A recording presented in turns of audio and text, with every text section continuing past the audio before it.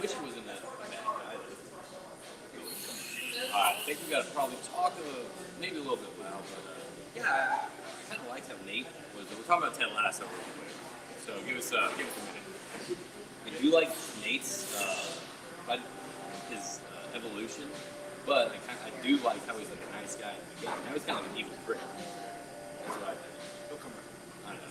So, all right. So yes, hey everyone, good morning. I don't care if we did this at 8:30, 9:30, 10 o'clock. I think there's a lot of foggy eyes right now in Houston from celebrating last night's win World Series. That was Game 2, right? And it's a beautiful morning out. I think we got a blessed, beautiful morning. I got my second pumpkin spice latte. It won't be my last. We are live streaming this at the awesome Roast and Brew up in the Heights off the 19th Street.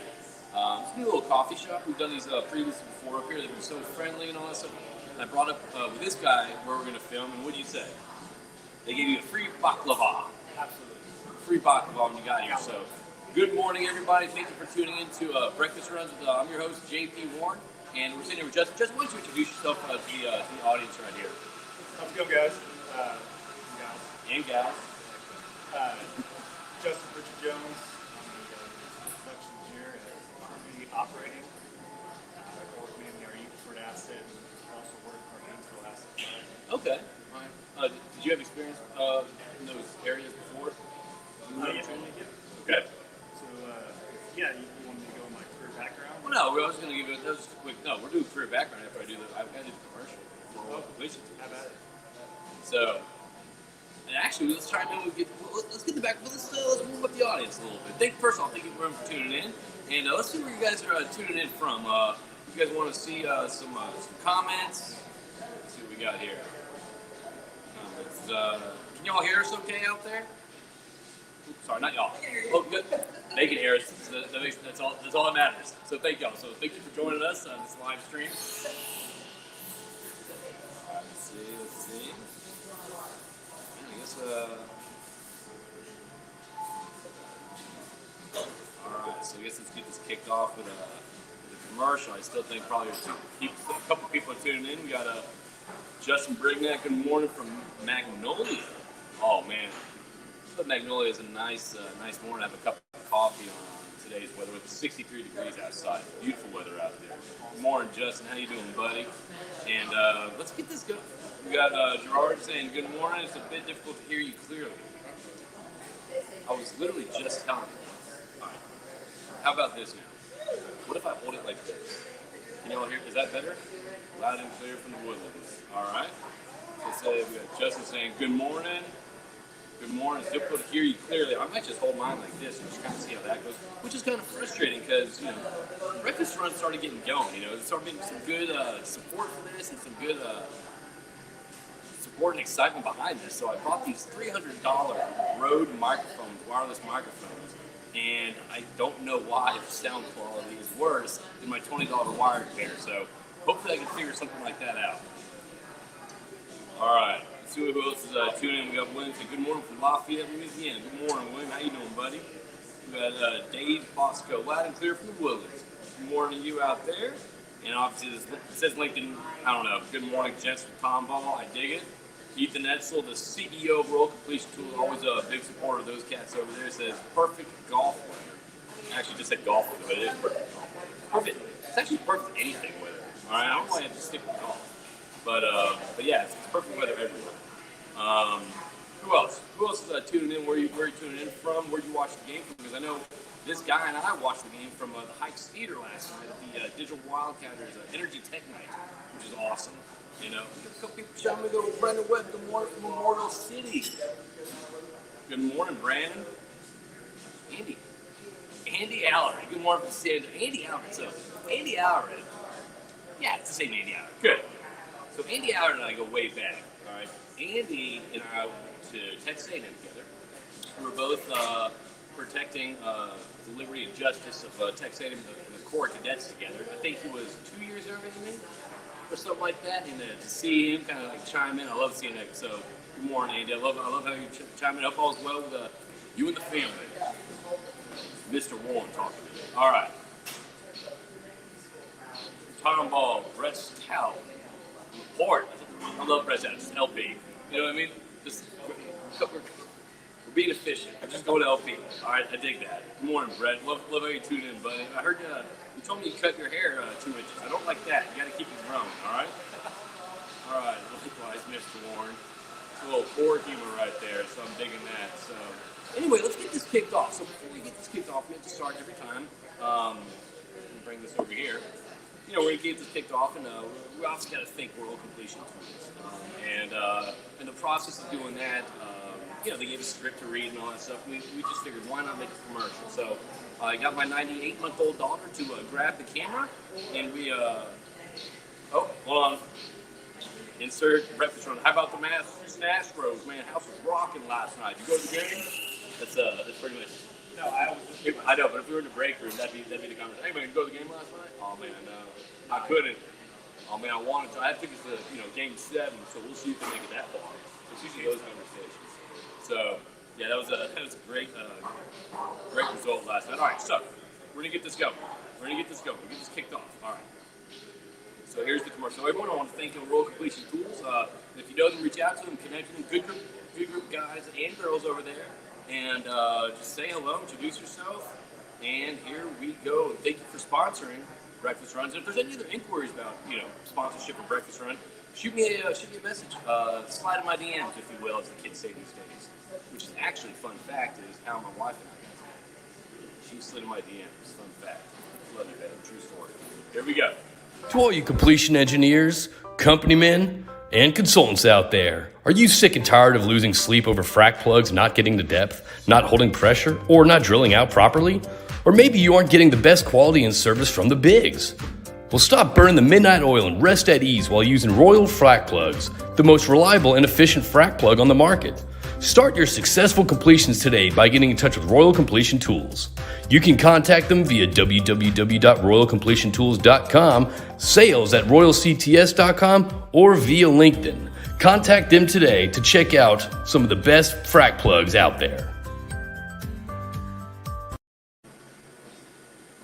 And again, that was CGI for the gentleman in the last frame with only one thumb. That was CGI. So a lot of production behind that, and a lot of high-tech production, if you will. And speaking of technology, let's talk about this. So, I'm going to get cozy here. All right, so last night, you and I ran into each other at the Heights Theater at Digital Wildcatters in Technology, right? A lot of cool stuff there. What's cool about that is, like, before I started Energy Crew, I wasn't very familiar with the tech side of business. You know what I mean? You hear about this new technology, but that's kind of it's always like motors, or it's always something like that, right? It's something that's downhole or something. But, being exposed to the tech side of it is something really cool. It's like Silicon Valley stuff out there that's kind of coming into the marketplace. I'm always blown away about the technology that's kind of surrounding our industry, but to me, it's not as talked about or discussed as much as I feel like it should be. You know what I mean? So, what was your take on Intertech night last night? No, I thought it was excellent last night. Good crowd. Like to see more operators come out. I think we talked about that earlier. Yeah. We got to get more operators out there in the audience. At Trinity, we use Combo. That's a great group. Combo Care. Yeah, shout out to Combo. A lot of great work by Digital Wildcatters. I think I've been to each second night since they had it all the way back. Oh, really? Yeah. Okay. So what brings you to Energy? Why are you kind of like? Because that's easy. First off, you're exactly right. Like the tech that's being shown there is first off, it's fascinating. You know what I mean? You kind of see the efficiencies it is, and kind of like the results it can bring and all stuff.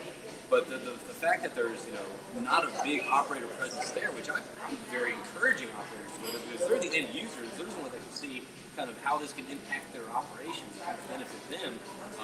I think that's probably a good stride, a good push for the next tech night. Is get some operators, maybe just do a separate whatever that looks like. That's Digital Wildcatters. They're doing a great job of these events and all that stuff, but I think it'd be great to bring in more operators just to actually put their hands on and see the new technology that's coming out there, and that's been there. Yeah, absolutely. And at Trinity, we're very open to new technology. And my area on the production side, we're trying to increase production, drive down LED.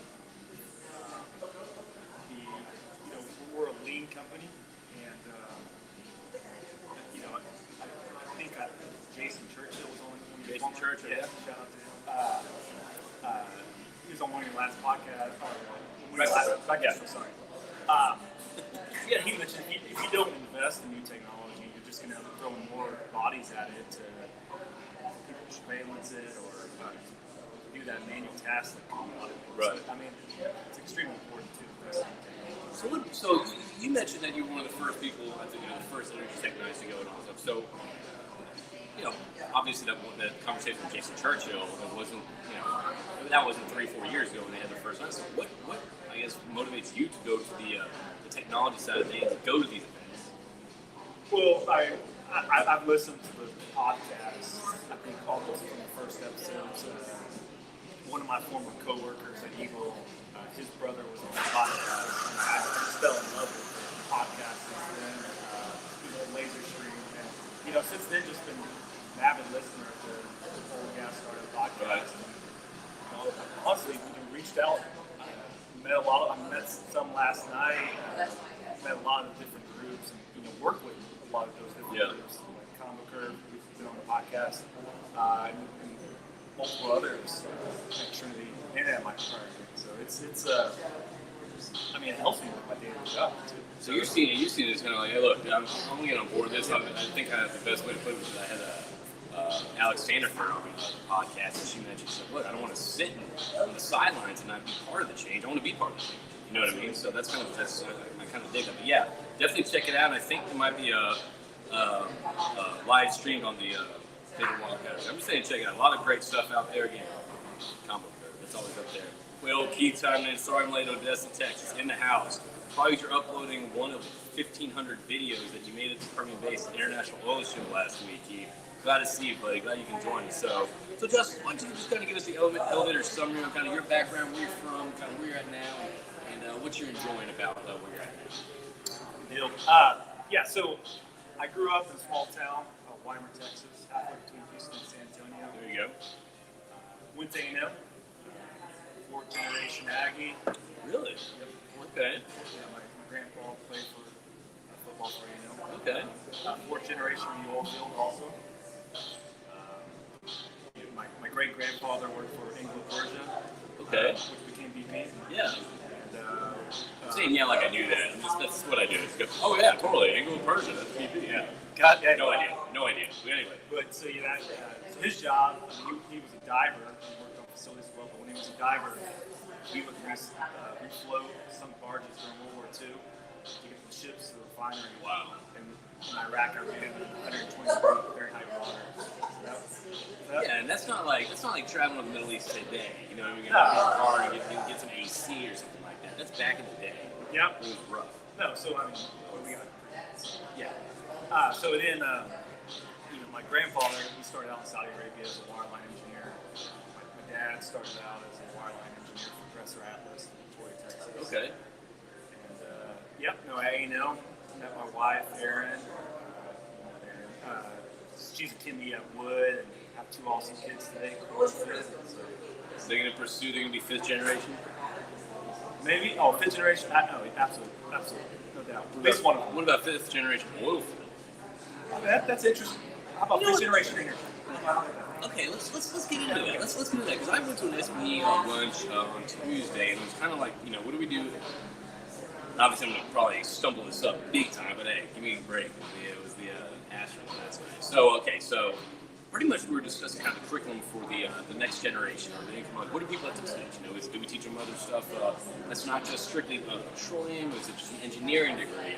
What does that look like? So obviously, kind of in the state that we're seeing, it seems like kind of. Look, we know oil and gas is here to stay for foreseeable future. It's needed. But you're right though. The younger generation, it's going to be tough to recruit. And what do you think the biggest challenges are when you bring in the new generation of people? Even I'm not talking about people in college now. I'm talking about the kids. Kids. How old are your kids? 5 and 3. 5 and 3. How do we? Yeah, I think it goes.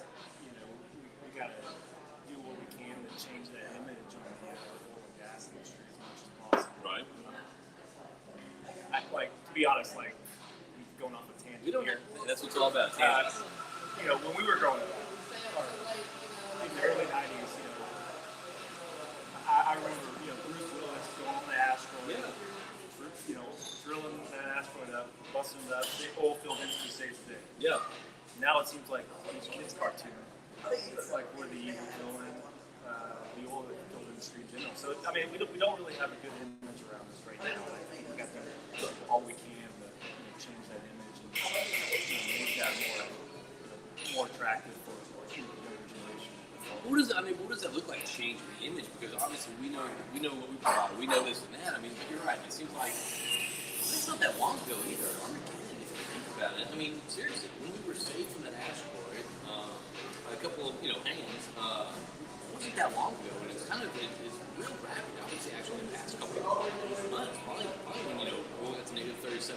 That's kind of when the horns were drawn on the oil industry. Which is unfortunate. So now it's kind of where we're trying to uphill battle. We're not creating our narrative. We're not the ones telling our story. We're talking with facts and data. That doesn't win. That doesn't win my hearts and minds. Yep. No, I absolutely agree.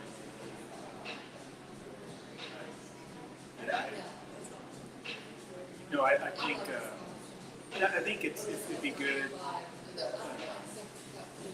be generalist on the environmental aspects. I think that transition is going to occur. I mean, we're not going to go backwards. We're going to continue to transition more to green energy. But they'll still be meaningful. And that's the thing, though. It's like it's funny. It's you watch. You read the news, you read this, you read that. Sometimes you get on LinkedIn and you read this stuff. It's like. Both hands and pound the chest. Oh, fossil fuel industry, y'all are dead. All that stuff. Oh, renewables. Look at this wind turbine catching flames and all that stuff. So it seems like there's like this, I don't know, this bogus BS, camp mentality. Of course, we became mentality state of frame, but I don't know this. We're all energy. You know what I mean? I'm not anti-green. At the same time, I'm a realist. You know what I mean? And I think a lot of people are in the industry. So I think rather than have those conversations where you're saying us versus them, we're all at the same table. You know what I mean? We're all providing energy. We're all at the same table. So in reality, we should be helping. We all should be helping each other. Source energy, transport it, whatever that looks like, versus getting this whole bickering war, if you will. Because that doesn't help us out at all. Yep. No, I think it's the economic piece of that too. Is, like natural gas, for example. I mean, the price per generating a megawatt of power. I mean, that's pretty attractive compared to coal or nuclear. So I think green. I think I see green energy kind of lowering our costs. And we need to be competitive with the oil and gas side of things, generating the same, same megawatt power for natural gas side. Right. I also think it's one of those things too. It's like, look, we got a lot of good people, right? I mean, it's the people in the industry that makes who we are. You know what I mean? I would really love so stuff like we're doing right here. So the operators sitting down with me and kind of having conversations. But I noticed there's a real hesitant from some of the bigger super majors to allow their people to come on a podcast or allow their people to whatever that looks like, appear in public, whatever that looks like. But I mean, look, if you're super major and you hire the best people out there, you're a people company, put them on the forefront. Let people see our industry as people versus companies. If that makes sense. No, I absolutely agree. So what's going on in your world? So how's work going? How's life going? Talk to me. Oh, it's good. I mean, at Trinity Operating, I think right now, our 2022 budget's not set in stone yet. How is that budgeting with commodity prices right now and those macro environments? Yeah, I mean, huge swing in commodity prices right now. I mean, we haven't finalized our assumption on capital allocations yet, but I view 2022 being a pretty aggressive year for us. Really? Are you seeing that? Are you predicting that's kind of across the board 2022 when things kind of start getting back after it? I mean, yeah, I absolutely do believe. I mean, with operators right now, we're gonna see that ramp up. You see that rig count. You see that markers everywhere. So it's I do believe we're gonna see.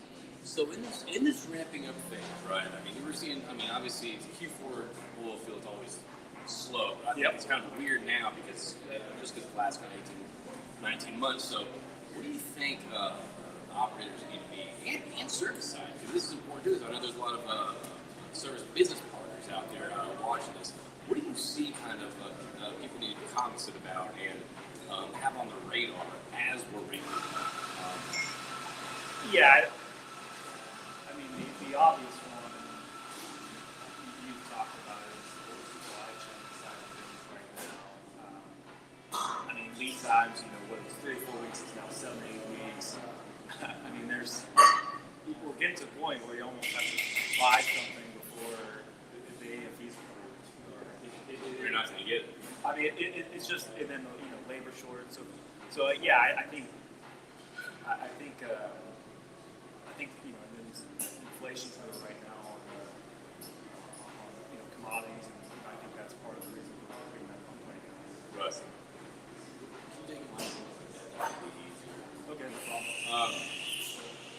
Well, I mean, so the equipment shortage, obviously, that's kind of a very that's a real deal. And I think I saw Jeremy Ward comment on a Twitter thing and saying, "Hey, look, unless you actually have X number of wells planning, obviously, like getting this wrong or something. Unless you have X number of stuff going on, you're not going to get the casing. You're not going to get the equipment. You're not going to get this, which is kind of it's kind of a weird situation because you've got these operators who want to drill, whether it's 1, 2, 3, 4 wells, whatever it is. But if they don't have a multi-rig program, a multi-well program, they're not getting the equipment. So it's kind of this weird little supply, demand, need. I don't even know how to describe it. No, yeah, I mean, currently, we have an active rig program right now, but going back to the lead time, it's just more preparation ahead of time. But it's not getting better right now. So how do you stay abreast of this situation?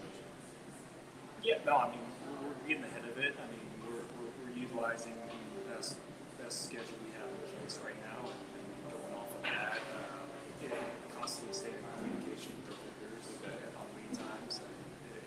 Any red flags, yeah, we're What does that look like? Because I can imagine, back in 2019, when things were kind of going normal. I'm not saying going normal. I mean, you can kind of, okay, well, we got this, Operation X to do and all this stuff. To get this location takes this. So you can kind of plan based on historical knowledge, right? We're kind of in this whirlwind right now where you can't plan on historical knowledge. So how do you actually, I guess, set your expectations and can plan with this kind of the environment we're in right now, with unknown lead times, with supply crunch, equipment crunch, labor this. I mean, how do you juggle all that? Yeah, I mean, to be honest, you do the best you can. With the data you have, so it's. We know what we have a strict pricing. We have our group of vendors. We have our. And we kind of have a rough schedule of what's going to happen. We roll with that and prepare as much as possible for. All the different variations in the schedule. So, the short of it is pretty much constantly prepare and be ready for all scenarios. That's going to be pretty challenging. Yeah, no, and I mean, you know how it goes. Like, what you say you're going to do happens. You move here instead of there. Yeah, I mean, the plans change. But I think you try to keep this. I mean, you don't get, I guess, what's the right word for it. You try to keep things similar so you can hit a little more quick. Exactly. Okay. Exactly. So keep maybe your designs the same, so forth like that. So what about the whole labor side of things? I mean, so it's production. So who do you oversee? Is it production? Yeah. So I oversee the field team and also have a production engineers. So how is that? I guess when it gets to the field level, when it comes to the personnel and that side of things. I mean, how are you? I guess not only keep people, but bring people on. Yeah. No, it's it's a competitive market right Yeah. now, and we really have some solid field people. We've added on to the field staff this year, and really happy they came on. So it's but you know, you don't want to get too company based where if fallback right Yeah. going to occur where so I think it's finding that right balance. Okay. Something does come back, but no, we are definitely conscious of the market conditions in people picking away. I mean, from outside. Yeah. Personally. But no, I mean, right now we're keeping our field team. I'm really happy about that. So what are you excited about? I guess so you got huge work coming up. That's what it's playing with right now. Obviously, the current operations those things. What are you excited about? I guess coming into the new year. I mean, what I'm excited about is, I think it's been really, this is the first bit of optimism. I mean, we really downturned since 2014. Yes. It's nice coming out the other side of this right now. The price is above 80. And, it's kind of the same time coming out of COVID. It's just, it's like a new day. But, definitely not the level of activity that it was in 2014. You're starting to ramp up. And, it'd be nice to get that energy we had that 2014, 13. Because you're right. When you say, people are like, oh man, both of us been in a line since Friday after Thanksgiving, 2014. Go back in that meeting. We've been in a bind in our industry. I mean, look, it was a crash, and it was like, it sucks because it's still a downturn, but I think it's a good time. It's 2017, 2018. But I don't see. Do you see activity kind of get back to where it was, or? I don't. I don't think people are getting the same amount of capital lending.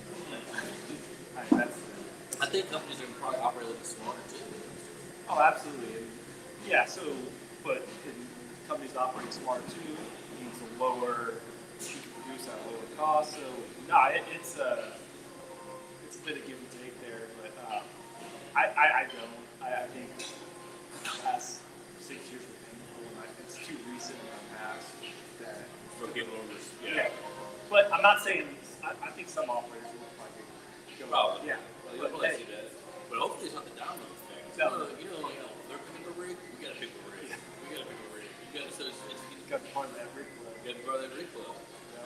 That's true. So what else is going on kind of in your world, on your radar that you've been talking with your team about? That's kind of that you kind of see as more kind of a industry, I guess, trend or anything that they have to discuss. Yeah, I think one of the obvious ones is ESG. Yes. Bring up ESG. Why not? I think in every conversation you have, ESG gets brought on the combo curve. That's what I feel like what's going on lately. It's the combo curve and ESG every time. Hey, we got combo curve knocked out. So let's get to ESG. Let's get to ESG. No, that's a huge focus at Trinity right now. We just got done with a large scale vapor recovery project for South Texas. It's really great timing. Gas at $5 a Yeah. And then doing some things on the compressor automation side to eliminate flaring. I was interested in soft serve side. Yeah, software. Yeah. Pretty impressive. So what are they doing? Well, I haven't. I just saw the tail end of their presentation. Yeah, I saw the tail end too. Well, yeah. So they're looking at like basically AI. predictive failure analysis of compression to go and go and address that compressor before it goes down and results in Okay. that would be That's the AI software. exactly. Yeah, okay. And not just solve the 5 minutes needed, but that's we've been working with a few different groups on that type of technology with compression, and then even like on the completion side, utilizing produced water for fracs. So that's just a few examples on the ESG side. So how is that kind of on the ESG it's a necessary thing to do. It's something that we've been doing too as an industry. But I mean, I guess looking at all this stuff, I mean, obviously it's kind of look. Your main objective is to do your point A of your job, right? Task A of your job. Your ESG, is still point A. Obviously needs to get backed up. Yeah. But I mean, I guess how is that adapted to as well as the ESG pushing and trying to figure out what works, what doesn't work? I mean, what the focal points of ESG? Yeah, I mean, we know that if you don't do it, I view regulations that right. So might as well get proactive around it. And then, I mean, going back to the VRU, I mean, like gas stuff, this is a great time to bring forward some of those gas capturing projects. I mean, because they probably make sense with the CapEx. So it's, and then going back to bigger companies, you saw what happened with Shell. So, I mean, it's going to be a further, more and more push for companies to spend money. Yeah. So what are the trends you got going on in the world? Come on down. What are the trends? Yeah, what are the coffee table conversations now? Oh man, Astros. Astro, are you on any games? Are you playing one of the games? No. Does someone out there want to take us to an Astros World Series game? Yeah, please comment. No. Are you a big baseball fan? I'll watch baseball, but yeah. I wouldn't say I was an avid baseball fan. But I mean, obviously, I watched the Houston's Astros World Series. It's such a cool energy. I love it. I love kind of when everyone's together and all root for it. I'm not a sports guy at all. You know what I mean? I watch Ted. I mean, it took me forever to watch Ted Lasso. You know what I mean? But finally, I did. Whenever it's like big games or something like that, I love getting into it. It's just being around.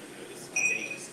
Absolutely, yeah. I mean, like Energy Tech Night last night. I mean, just getting around that group of people, watching Stros play. It was exciting. But no, I would love to go to the game. So things like that. Everyone's got equipment available. Come on in, bring it on in. So let's kind of bring this up to some questions from the audience. I know we got a couple people chiming in. We got Dave Bosco. What are your thoughts on E&P capex needing to increase to make up the gap of production loss? In my opinion, we're seeing a perfect storm for super cycle to occur, but concerned that E&P super majors are too focused on FCF and returning dividends versus growing production capacity. Okay, I'm just have you take that because I'm a little sleepy from so you dissect that. Go ahead. Yeah. Great question though, by the way. Yeah, I mean, so I think there's still OPEC, right? They know they have it. I mean, so I think how that plays out with OPEC will be interesting. They keep where they're at. I mean, they literally have a tab on and off, so it'll be interesting if they do continue to pick up that piece of the pie. But at the same time, I mean that's a lot, and that gap, I think some operators are going to go for it. So real quick, for those out there that aren't understanding this, super cycle. What's that? I'm assuming that's kind of when by super cycle. What was your what do you take away from that super cycle? Is that kind of when oil kind of shoots through the roof? Oh yeah, no, I think it's 200. Well, I don't foresee like a flash crash or anything like that. Oh, yeah. sorry. Yeah, the flash crash. Yeah, well, like you have the flash. Which year was that? The flash crash of Early 08, 09? Yeah. Yeah. No, I mean, I don't foresee us like going the way of $150 a barrel crash. That's not just because the supply that's moved, but the market last. I think we're going to be smarter with. I think we're going to be smarter with the money. You would hope. You would hope. Yeah. You would like to hope that we've learned from mistakes. So great question, by the way. Did you think you answered at all? I don't know. Did you? I mean, that's a lot to read. That is a lot. It's too focused on this. What other questions anyone have out there for us? I think we got that all. the pumpkin and the spice latte. So what you got going on for Halloween? What are you kids doing? What are you going as? It is Halloween week. Yeah, so my daughter, she's going to go as probably Elsa. Okay, Elsa. I think every girl below 7 years old has to go for Elsa at least 2 years. Their child. Yeah. So Elsa. Yeah. And then my boy will probably be Spider-Man. So I'll probably go as one of the bad guys from one of those movies. Probably like Green Goblin, Spider-Man. Okay. Yeah. So you didn't choose Spider-Man, so you're not going to be the evil prince at the end. Maybe there's a plot twist at the end.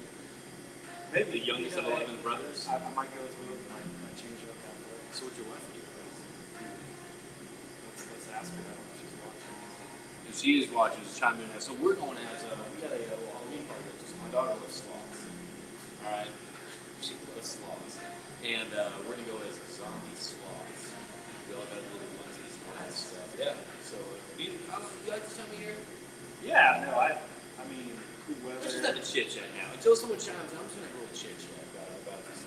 I'm fine with you. So you like this time of year? What's your favorite holiday between October, Thanksgiving, and Christmas? Oh, well, I mean, my favorite holiday is Christmas, for sure. Well, but you said between, so I guess the days before. But no, I mean, I'd probably rank them Christmas, Thanksgiving, I mean, Halloween third. So. I like Christmas being like, you know what? Like, I was telling my wife, like, Christmas is stressful, dude. Like, you watch all these movies, it seems like such a great time, and I was like, Christmas is stressful. You know what I mean? Buying all, I mean, buying all that stuff, and now they're telling people to shop for their stuff, back in September. yeah. No, you wish there was, maybe there is a service that like, hey, here's the people I'm going to buy for. Take care of it. Oh, like outsource. Well, yeah, I don't know how we go. I like that. No, Well, the problem is now you can't get toys. yeah. So buy them. Yeah. I mean, you gotta go like on Etsy or something.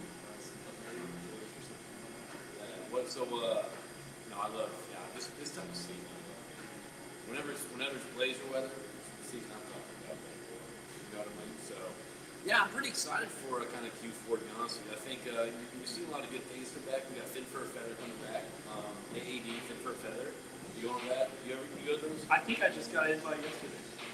Have you ever been to it before? It's been a while. It's such a good time. I got a feeling that this year is going to be a great time to get. So that's coming up, I think, November 11th. Yeah. I believe. And then there's the OGG and the Social Octane great it's called Oil and Gas Theme party at December 3rd. But we'll be going to that as well. That's pretty much kind of that's of course Orphan Well Social Octane kind of working on. And then it's Casino Night. Oh yeah. You know, Casino Night is one of my favorites. I think it's between F5 and Casino Night. Those are my two favorite AD events throughout the entire year. No, I've only been once to AD. Oh, such a nice time. Yeah. That's new ones, right? No, so back in the day it was. Okay. Okay, so you're old school. Okay, I'm digging that. So back in the day it was I think 4 years ago they moved it down to the Marriott Marquis. 3 years ago they moved to the Marriott Marquis. And then what's crazy is they had it in 2020, but you don't think about that because January COVID. Yeah. Yeah. Interesting. You know one thing I'm over? I'll tell you one thing I'm kind of over. Yeah, obviously COVID and all that stuff. But you know what I'm over when people say like, oh yeah, we didn't have it last year. I already know why. You know what I mean? I already know why. I know it's coming at the end of that sentence, right? I know you're going to say because of COVID, right? So I'm actively working on not saying it. We just didn't have it last year. We just dropped it because of COVID. I feel that's everything. You know what I mean? No, yeah, absolutely. Or we did it virtually last year. Because of COVID. Like, yeah, I got it. I know. You don't have to tell me into that. I know why you didn't do it last year. No one did anything last year. Yeah. Besides get out of shape.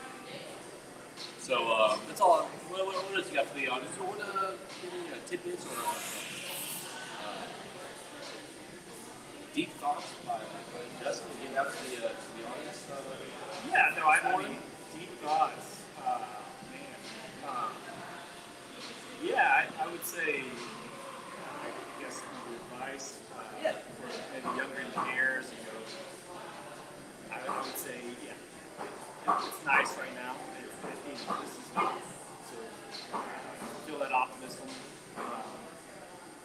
flexible, be patient.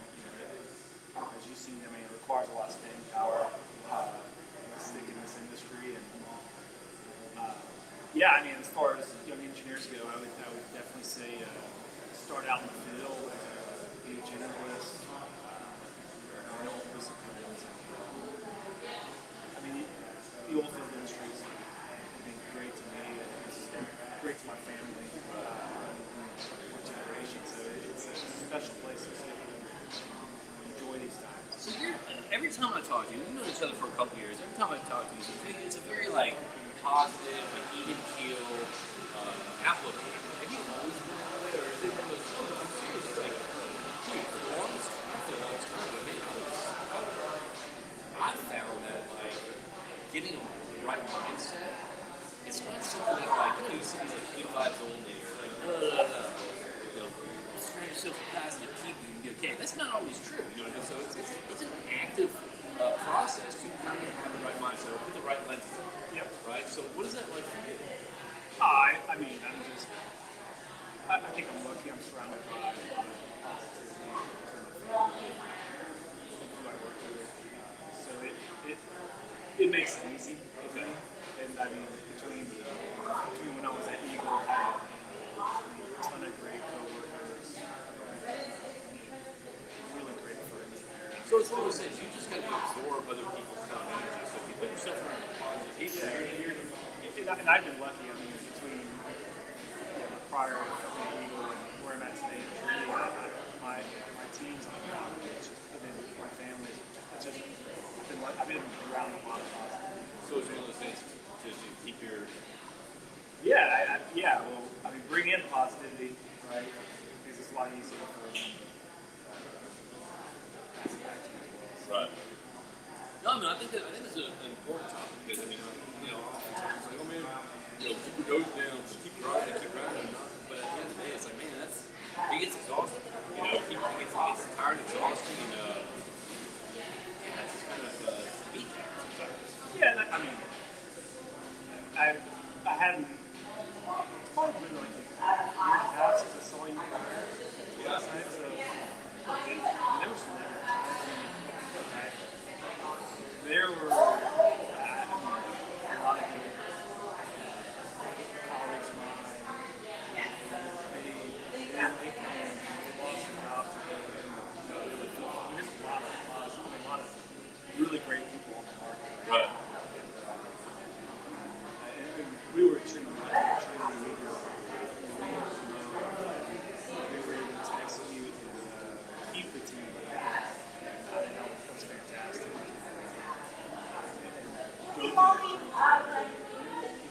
don't think a lot of teams can say that. Yeah. Well, man, I appreciate you coming on breakfast runs with JP. Let's go Stros.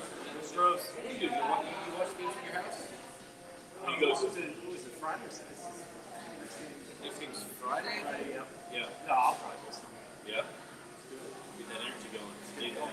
Well, everyone connect with little Justin on LinkedIn. Say hello, chime in, and introduce yourself. I want to thank everyone for tuning in. If you got anything else from the audience, now's your time to speak. Or you guys know your piece, just shoot me a message or shoot him a message and ask questions. But again, I want to thank you, man. Good catching up. It was good seeing you last night, and then good seeing you this morning. And I hope you have a good day, bro. Thank you everyone for tuning in, and we will talk to you all soon. I'll give it 10 seconds if anyone else wants to chime in.